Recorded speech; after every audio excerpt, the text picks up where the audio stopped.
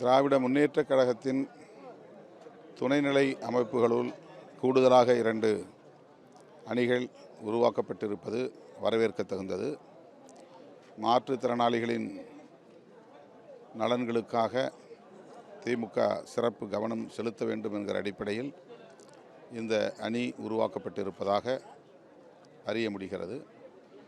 அது வரவேற்கக்கூடிய ஒன்று, பாராட்டத்தக்க ஒன்று. வரவேற்கிறோம், பாராட்டுகிறோம். அடுத்து கல்வியாளர்கள் அணி என்பது ஒரு புதிய முயற்சி. வேறு எந்த அரசியல் கட்சியிலும் இல்லாத ஒரு முயற்சி. பொதுவாக சிந்தனையாளர்கள் பிரிவு என்று ஒரு பிரிவு இருக்கும். கல்வியாளர்கள் என்கிற இந்த புதிய அணி தமிழ்நாடு அரசு கல்வி தளத்தில் மேலும் மேம்பட வேண்டும், தமிழ்நாடு மக்கள் என்கிற அக்கறையோடு இந்த அணியை உருவாக்கியிருக்கிறார்கள் என்று நான் கருதுகிறேன்.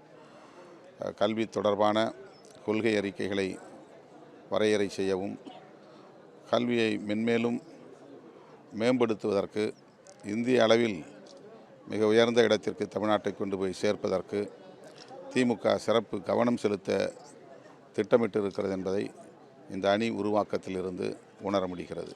இதனையும் வரவேற்கிறோம், பாராட்டுகிறோம். புதுச்சேரி தமிழகத்தில் விசிகாவுடைய மாநில தலைமை நிர்வாகிகள் மாற்றம் எப்போ இருக்கும்? அதுக்காக பொதுக்குழு விரைவில் திருச்சிராப்பள்ளி பேரணி முடிந்த பிறகு ஜூன் 14ஆம் தேதி மதச்சார்பின்மை காப்போம் பேரணி நடத்த இருக்கிறோம். அந்த பேரணி முடிந்த பிறகு தமிழ்நாடு, புதுச்சேரி ஆகிய 2 மாநிலங்களிலும் கட்சியின் மறுசீரமைப்பு நடவடிக்கைகள் விரைவுபடுத்தப்படும். நன்றிண்ணே.